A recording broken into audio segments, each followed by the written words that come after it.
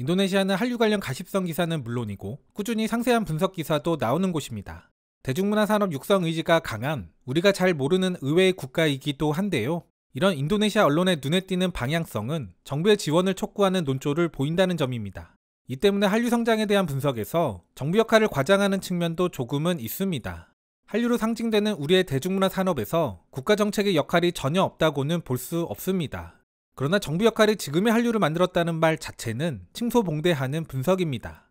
아무튼 많은 분들이 국가 역할론의 부분을 그대로 소개드리면 싫어하시고 저의 관점으로 받아들이시는 경우들이 종종 있었는데요. 오늘은 그래서 그런 부분도 기사에서는 있었다 라는 정도만 언급하고 국가 역할론 부분은 빼고 기사를 소개드리려 합니다. 제목은 인도네시아에서 가장 인기 있는 K-POP 패션, 음식, 그리고 음악 일부 내용을 제외하고는 통계를 활용하면서 매우 잘 작성된 분석적 기사입니다.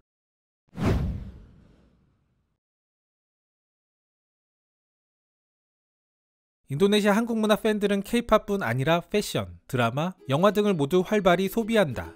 그들은 매달 12시간에서 20시간 정도의 시간을 투자해 드라마를 시청하고 음악을 듣는 것으로 보낸다. 한류라는 한국 문화의 물결은 1990년대 이후 세계를 강타하기 시작했다. 단어는 글자 그대로 한국 문화의 물결을 의미한다. 아시아에서 한류는 제3의 문화적 물결이다. 중화사상의 시대가 지나고 일본식 현대산업화가 만든 문화 끝에서 생겨난 것.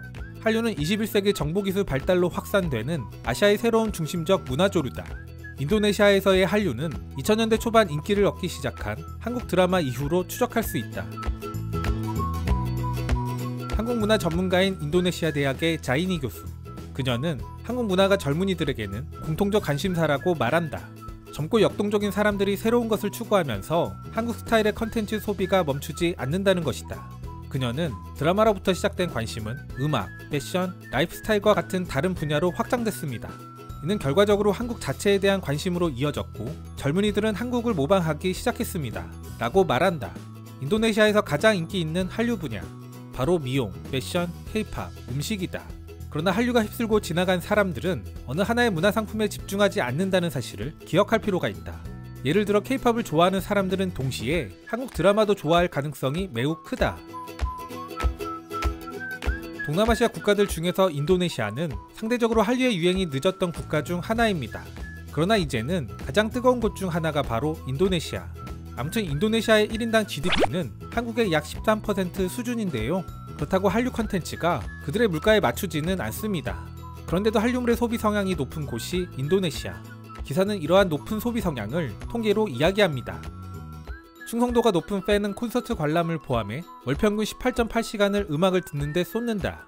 한국 드라마는 매월 20.6시간, 영화 감상은 17.9시간을 할애한다. 팬이 한국의 음악, 영화, TV 드라마를 동시에 소비한다고 가정하면 이는 한 달에 하루 평균 무려 2시간에 달한다. 이는 정상 근무일 기준 하루 업무 시간의 4분의 1에 해당하는 시간이다. 그들은 또한 한국 제품을 즐기기 위해 상당히 큰 지출을 하고 있다. 어떤 사람들은 810만 루피아를 들여 앨범, 엽서, 배너, 라이트 스틱, 포스터를 구입하고 콘서트 관람을 하고 있다. 평균적으로 인도네시아의 모든 팬은 한 달 평균 10.5달러를 지출한다. 또한 한국 드라마를 시청하기 위해 연간 182만 루피를 쓰고 있다. 예를 들어 블랙핑크의 인도네시아 월드투어 공연에서 티켓 가격은 110만 루피에서부터 250만 루피까지 다양했다. 그런데 소비는 여기서만 그치지 않는다. 팬들은 콘서트 기간 동안 사용할 스틱을 구매했고 많은 사람들이 콘서트 관람을 위해 근처 호텔에서 숙박했다. 자이니 교수는 한국의 물결이 오래 갈 것으로 예측한다. 분야의 특성상 앞으로의 10년을 예측하기는 매우 어렵습니다. 다만 한류는 변화무쌍합니다.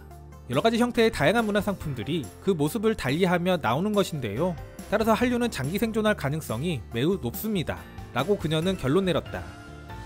참고로 본클립에서 제외한 정부 역할론으로 예시를 든 것이 한국 정부가 외교적 행사를 활용해 문화 홍보를 한다는 건데요.